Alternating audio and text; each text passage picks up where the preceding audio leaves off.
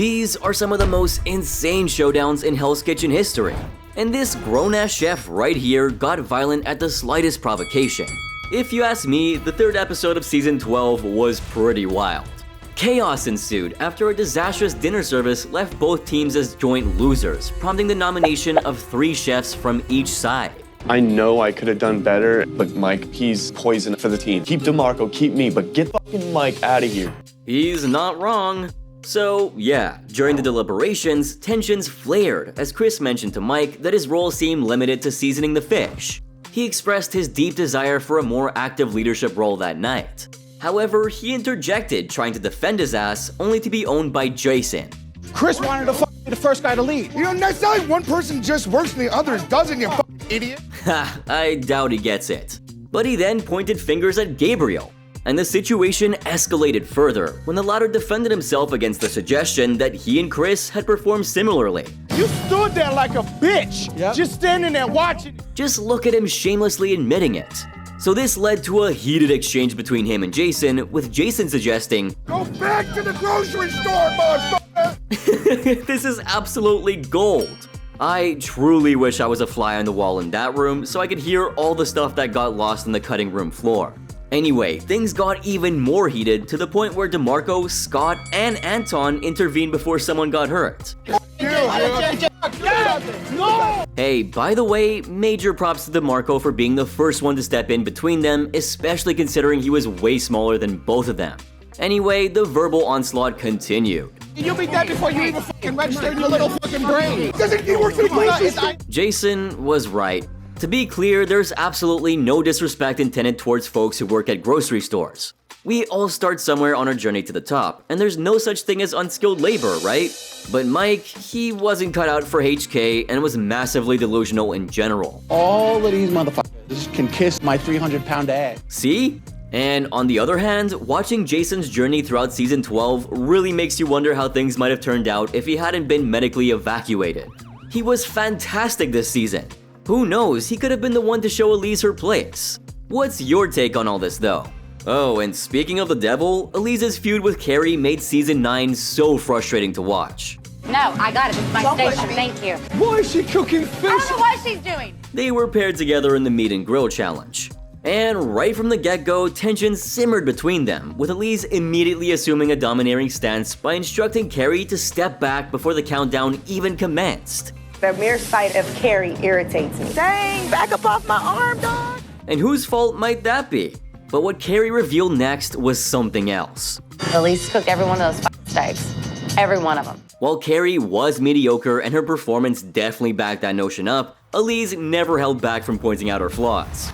Let's face it, Elise didn't exactly play nice, she straight up bullied Carrie. When the red team lost the challenge by a close 10-11 margin, they got hit with the worst punishment I've ever seen. They had to scrub grills, handle a whole cow delivery, and chug down a protein shake made from the challenge's meat. Chef Ramsay didn't sugarcoat it. He blamed Elise and Carrie for the team's loss straight up. She fucking gets on my last nerve, and I get along with everybody. And then, during the punishment, Elise took things way too far. To me, Carrie looked like she was enjoying it. She's probably had plenty of meat in her mouth. Excuse me? How many of you guys understood the double entendre? Then, the red team's family night catastrophe led to a landslide loss in service. And back at the dorms, Elise seized the opportunity to target Carrie yet again. You up the whole rhythm of the kitchen, and I knew this was gonna happen. What a nice group of calm, composed chefs having a reasonable disagreement, right?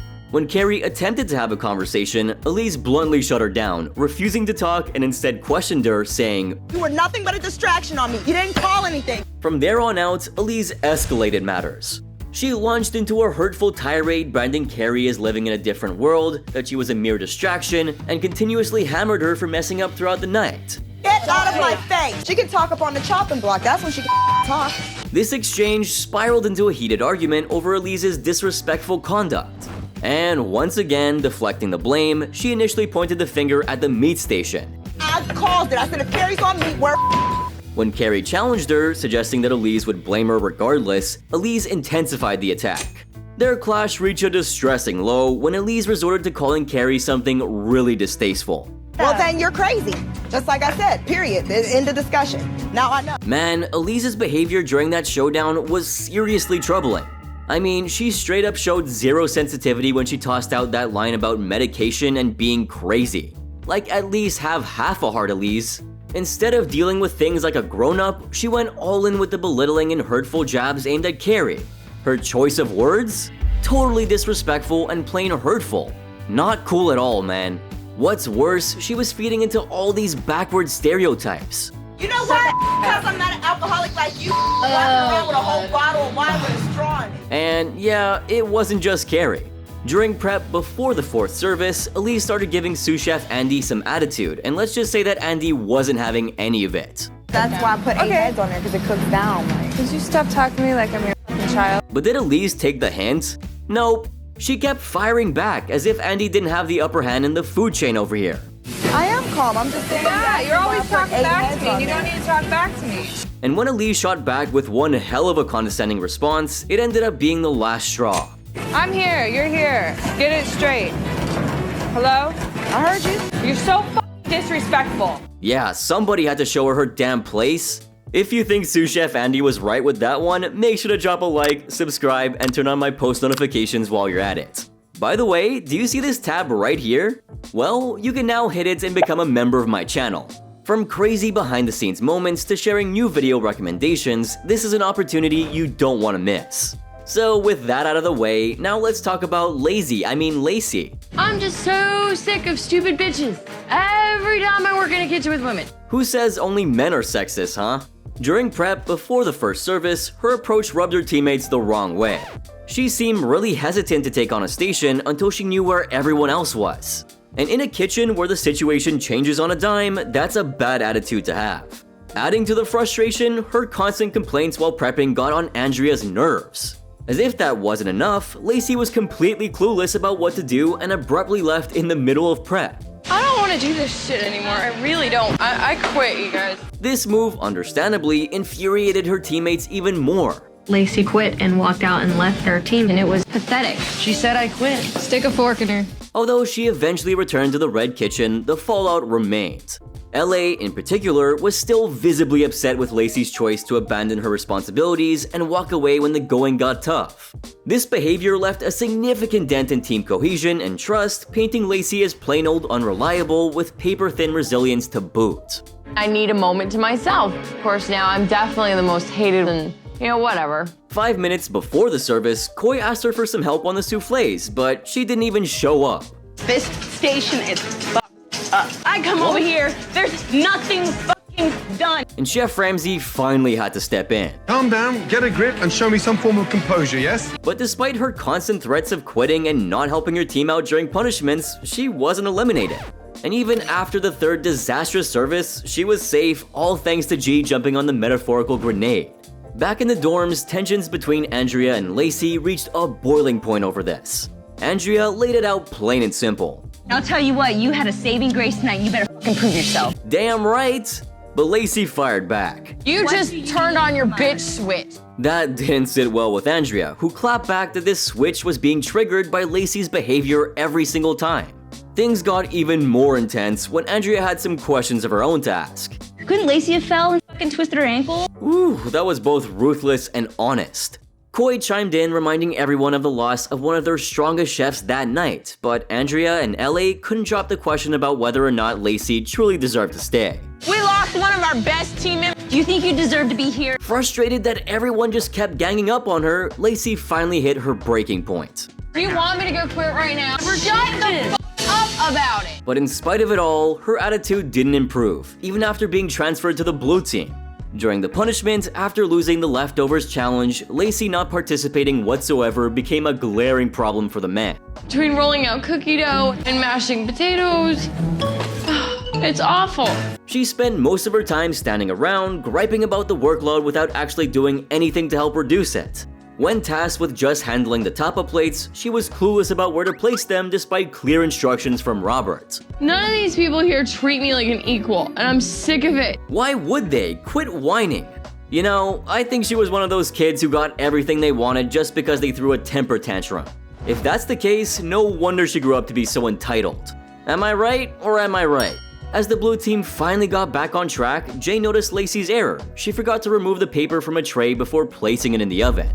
And when Robert just pointed out her mistake, well... Then I fucked up, then it's not your fucking problem. Stop! Listen to what we're trying to tell you. Tensions escalated even further as Robert expressed his desire for Lacey to leave. Well, not exactly in those words. I'm so sick of Lacey. I'm about to use a Jedi mind trick and just choke the shit out of that bitch mentally. I mean, the dude was just trying to help. But of course, he had more to say. That bitch has gotta go, man. This prompted Lacey to challenge him to say it to her face. She then threatened to quit, of course, if another argument ensued. If I fight with anybody right now, I'm leaving, I swear to God. Unfazed, Jay gave her the green light to leave if she desired, even offering to pick up her slack. If you gotta go, then just go. This is a professional kitchen. If you wanna go, go. You just gotta love that response. Meanwhile, Ben struggled to maintain his composure as Lacey stormed out of the kitchen. And really, who can blame him? Where the hell did Lacey go, man? I don't know. But honestly, the fact that she went so far in the competition really surprises me. If she had won, I would have flipped my shit. However, while Lacey often gets called out for being the worst to disgrace Hell's Kitchen, at least she didn't bow out like a certain someone. I'm gonna be leaving. I have some personal issues. Unfortunately, I have to. Okay, first things first, what irks me the most is that Gina didn't bother to study the menu like everyone else. Instead, she brought along a puppet named Alfredo Linguini or something like that. My name is Alfredo Al Dente. Who brings a puppet in Hell's Kitchen? Between the two, I like the guy from Ratatouille way better. Anyway, Nedra versus that puppet was truly the most intense rivalry on HK I've ever seen.